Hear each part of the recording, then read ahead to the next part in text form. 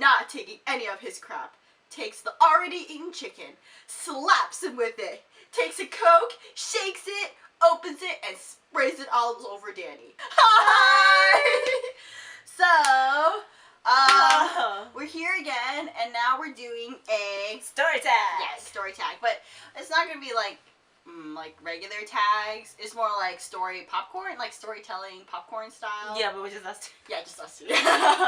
So what's gonna happen is one of us is gonna start off with a who, what, where, why, and how plot line for this story, and we're gonna each take turns. You know, telling the story. Yeah, we just keep adding and adding, and then until we get to the end of our so-called drama. And at the end of the drama, whoever's the last person has to name and it had to name the drama. Our so-called drama. And so we're, gonna base it off of some good old dramas or anything we want to happen in our good old story. So how are we gonna decide who goes first? I don't know. Should we just paper, rock, scissors it? Okay. Okay, winner goes first. Okay, you guys call it or should I? You can call it. Paper, rock, scissors, shoot. Paper, rock, scissors, shoot. Okay, so I get to go first. So our K-drama, our K-drama story tag starts off like this. Stacy is a friendly but fiery girl.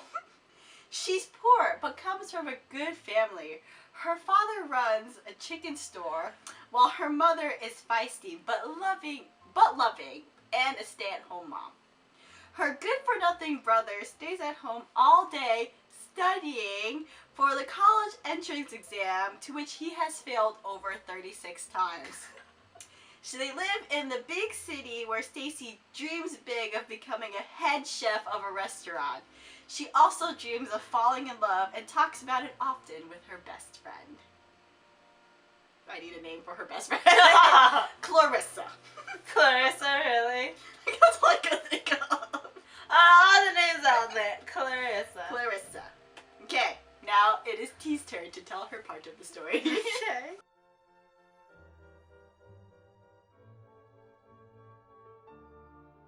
Stacy and Clarissa both work part-time at her dad's chicken store.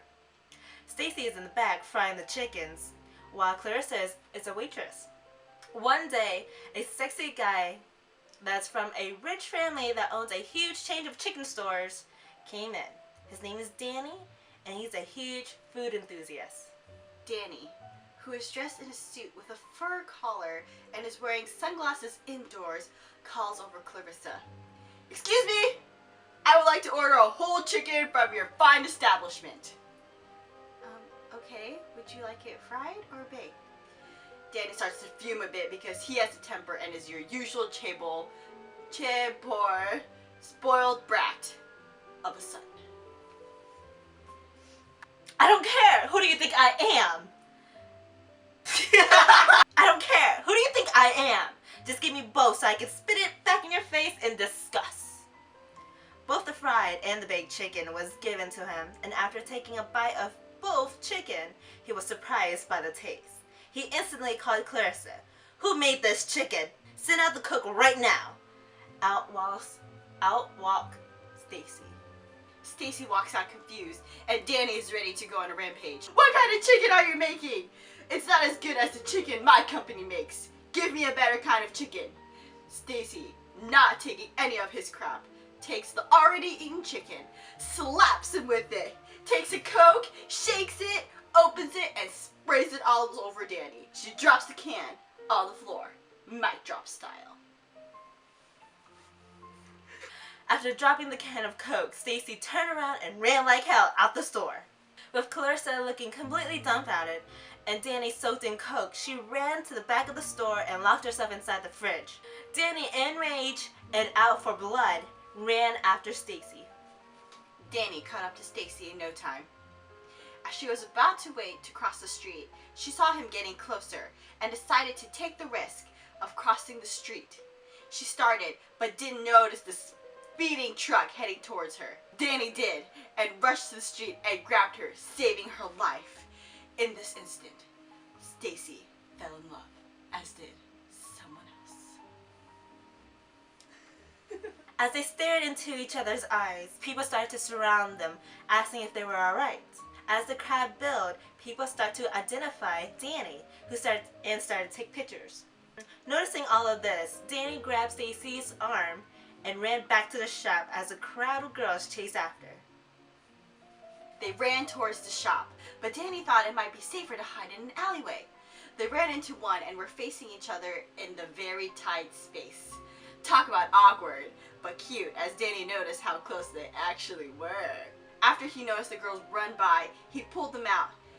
Stacy said, "Oh my god, why'd you do that? What's with all those crazy girls? You're not even that great!" But we all know what she was really thinking. When your father owns the biggest chicken shop in Korea, you will know what it's like to be famous and popular. Danny shouted defensively. Just when he almost forget about the cute and close moments they just had, he noticed that Stacy was shivering in the cold. It is December. Trying to be charming, he wrapped his coat-covered jacket around Stacy's shoulders to keep her warm. Clarissa finally emerged from the freezer and walked outside to watch the whole scene happen. She turned around and forced herself not to look as she seethed in jealousy. "I loved him first," she thought. "I deserve him. He's mine." Following her rage, she ran up to them, grabbed Stacy by the arm, and pushed her towards the street. As Stacy was stumbling towards the street, she was actually able to catch herself, but once she took a step forward, she tripped over a bucket of chicken bones and fell towards the street again, where she got hit by the truck from before, but was backing out into the street this time. Danny rushed to see if she was okay.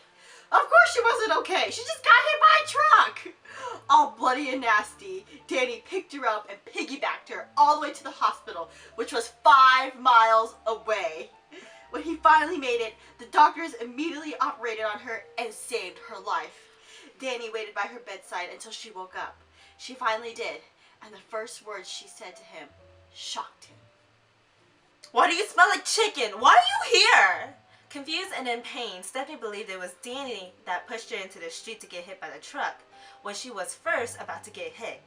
Demanding the nurse to kick Danny out of the room, the nurse explained it to her that it was him that brought her in.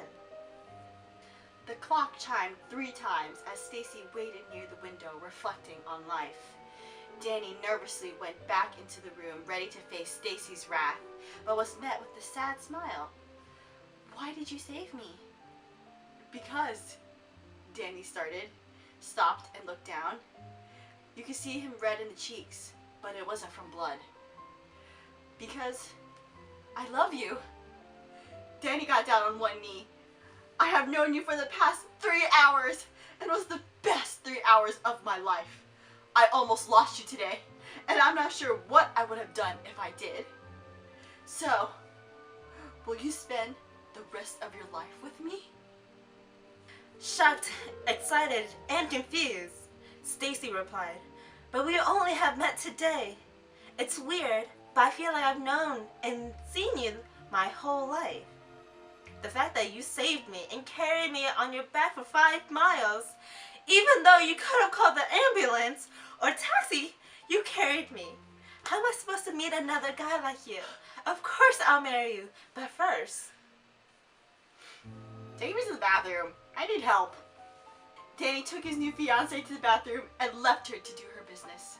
Whilst in the bathroom, Stacy shopped online for a wedding dress to be delivered via Amazon drone in an hour. She called her family to let them know, not that she was in the hospital and almost died, but that she was about to get married and that they should come over right away. Danny came back and her family was already there, ready for a wedding to happen. After seeing her family already there, Danny called his family to update them that he's getting married right then and there, and that they should bring his dead grandparents' rings. Once they arrived, Danny carried Stacy princess style down to the hospital chapel. But after seeing all the depressing patients praying to get better, they decided to ask the priest to do their wedding at the hospital open garden. Danny's mom, being a tycoon's wife, didn't want a small wedding, so she called up the news channel and gossip magazines and the #1 wedding planner to set up something within an hour. With doves, butterflies, and camera flashes fluttering everywhere, Danny and Stacy got married and was flown away to the Caribbean by his private jet for their honeymoon. The end. There we have it, ladies and gentlemen. Flying chickens from the soul.